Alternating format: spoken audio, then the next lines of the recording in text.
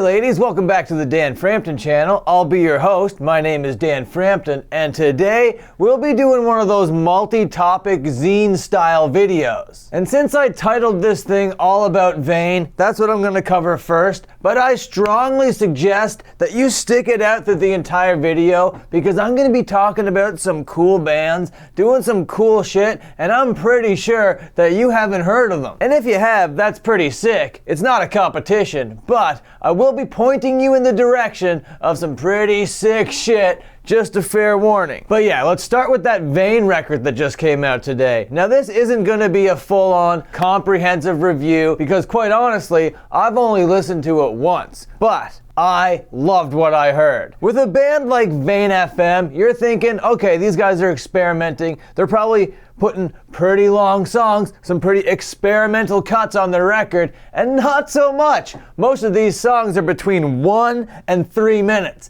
And my personal favorite cut is a song called Inside Design, and it's only 1 minute and 6 seconds. I love the direction that Vein is going in on this thing. They're like tiptoeing and inching closer and closer to the nu metal side of life with their scratching of the vinyl records and their adding of the atmospheric sounds, and it's all pretty sick what they're doing. It feels very like claustrophobic and impending doom, and then it just like breaks away and then you're like free, and then it all comes crashing down on you again. Now at first when I saw this cover I was like, this is kind of some bad Photoshop, you know? I think I saw someone in first year Photoshop design class whip this together, but the closer you look, there's some like intricacies and some nuances about it that jump out at you every time you look at it. Like I think there's a little face in here and a little tongue. I think this is a fucking rocking horse on fire. You got this house breaking away and a forest behind it with no leaves, very bleak, very fucking hopeless feeling, you know? And I think for the times that we're living in, VeinFM is providing a pretty good soundtrack to that. I'm gonna throw a bunch of buzzwords at you right now, but believe me, they mean something. Vein knows how to layer their textures in a very organic way. How is that for some buzzword cringe? But it's all very true about this band. And it's great, they pull it off amazingly. It's heavy, it's disgusting, it's restricting as fuck, and the musicianship pulls it all together. The way that they put a fucking DJ in a hardcore band, in a post-hardcore, I don't even know how to categorize these guys at this point, just like brings these guys to a whole different level and makes them mean something else in the grand scheme of things. They really found a way to make themselves different in a scene that's kind of just like seems like they churn out same shit after same shit. But yeah, VeinFM are doing some cool things, guys. Go check out this new record. I did say I wasn't gonna review it, but I will give it a final grade. I'm gonna give it 4 Tommy Wiseaus out of 5 Jack Nicholsons. Now this next band is one of those bands that I don't think you heard of, and I want to point you into their direction. And full disclosure, I know these guys. But I know a lot of bands, and this isn't the I know a lot of bands show. This is the cool shit show, and this band is doing some cool shit. They're called Null. K-N-U-L-L,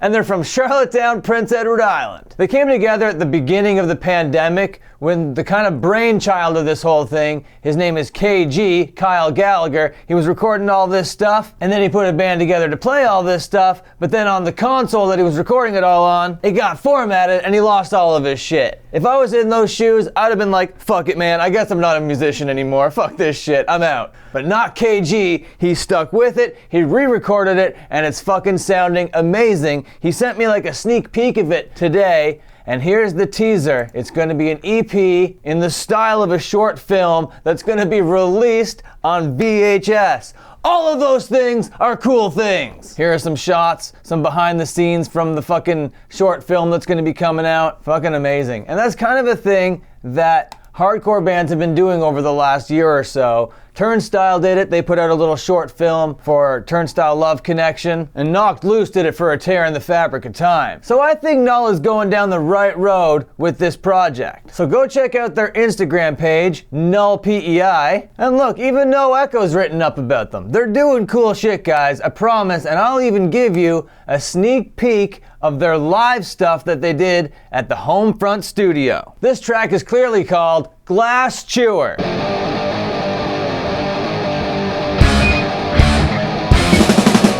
Glass Chewer.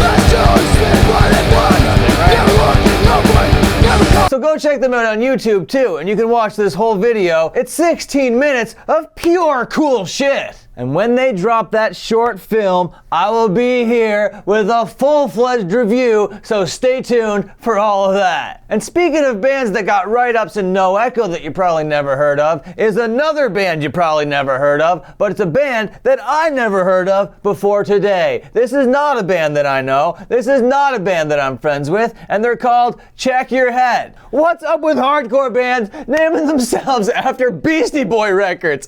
Check Your Head, really? That's the record where Beastie Boys played instruments, and you're naming your band Check Your Head. You know what? I'm okay with it. I'm not gonna get all riled up. I'm not gonna get all fired up about naming your band after a band.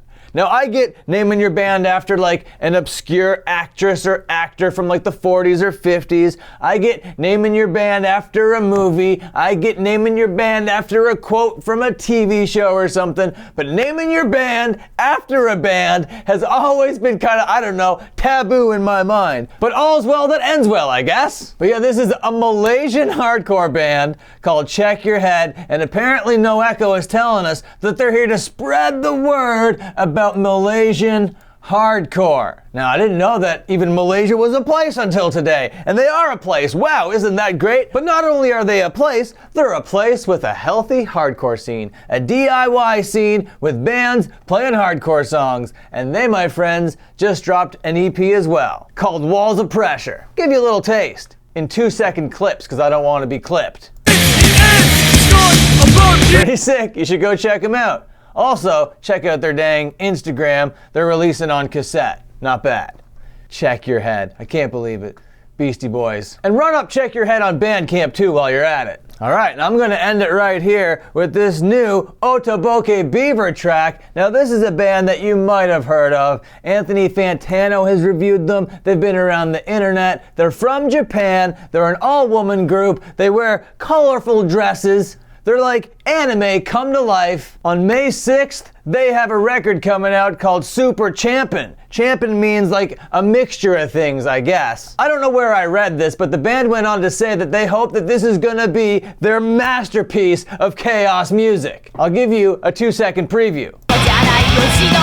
Otoboke Beaver with a song called I Am Not Maternal. So go check it out. Their record comes out again May 6th. This is just a preview of what the record's gonna look like. I think it looks pretty sick. And you can fucking pre-order it here on Bandcamp as well. Okay, so that's all the cool bands doing cool shit that I want to talk about today. Thank you so much for watching. Slap a like on it. Subscribe if you haven't already. Hit that bell. Share this with a couple friends, and until my next upload, watch another upload.